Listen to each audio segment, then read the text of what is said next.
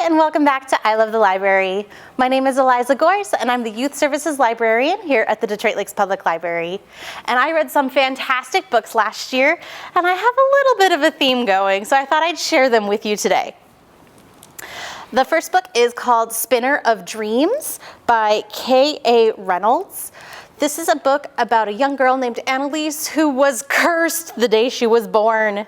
She ends up having one hand that is much larger than the other, and everybody knows it is a bad omen and she is bad luck. So she decides to take fate into her own hands as she travels down to where there is a labyrinth of fate and dreams, where she takes on all of the different trials and struggles set forth by the spinner of fate to change her fate and get rid of her cursed hand so that she can be happy along with her family. Now, in this story, she has a lot of struggles with making friends, facing monsters, a lot of different things about self-discovery about herself as a person as she tries to take fate into her own hands.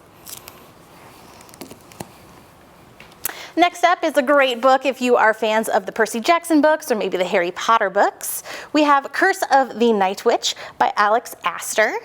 In here, we have a village living on Emblem Island where when they are born, everybody knows exactly what their fate will be and what their skills are. They are born with an emblem that shows exactly what kind of skills that they have, which could be an owl to show that they have great knowledge. They have purple wristbands on their wrists to show that they are going to be a great leader, or possibly a little fish to show that they are able to swim through the water and are able to breathe underwater too. 12-year-old Tor hates his emblem. He does not want to be a great leader like his mom is. He wants nothing more than to change his emblem and be able to swim the rest of his life down in the water with all the fun little fish.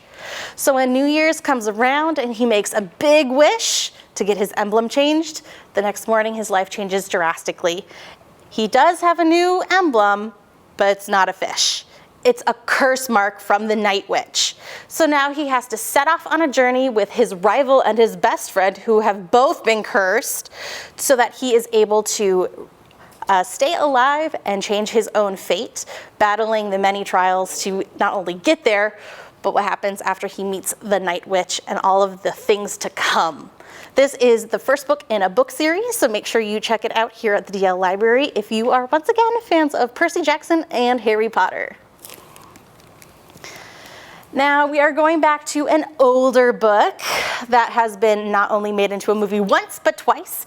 We have The Witches, originally written by Roald Dahl. This is the graphic novel version that has been made by Penelope Bajoux. In here, that has been adapted to have lots of pictures and illustrations and talks about a young boy who, with his grandmother, end up interacting with a great high witch who is hiding in plain sight wearing wigs, and they end up turning our poor little guy into a mouse running around a hotel, and now it's up to him and another girl to tell everybody that the witches are here and to save everybody. Now, this is found upstairs in our junior graphic novel section, which is next to our regular junior fiction books. So you guys can come up and check out the original book by Roald Dahl, check out the movies in our movie section, or you guys can check out the graphic novel, like I did, up here in our junior section. Last up, we are moving off to the side a little bit to our young adult book series. We have Flower Heart, written by Catherine Bakewell.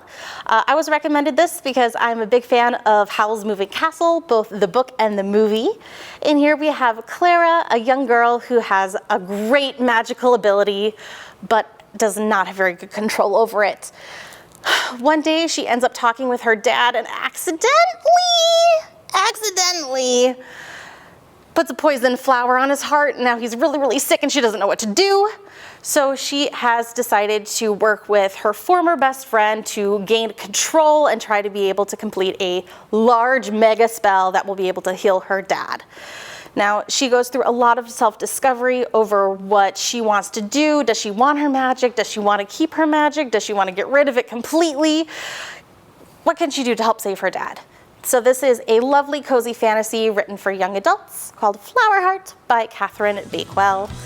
All of these books deal with magic and self-discovery and finding your inner strengths, so I highly recommend coming and checking out a number of these books here at the Detroit Lakes Public Library. Bye!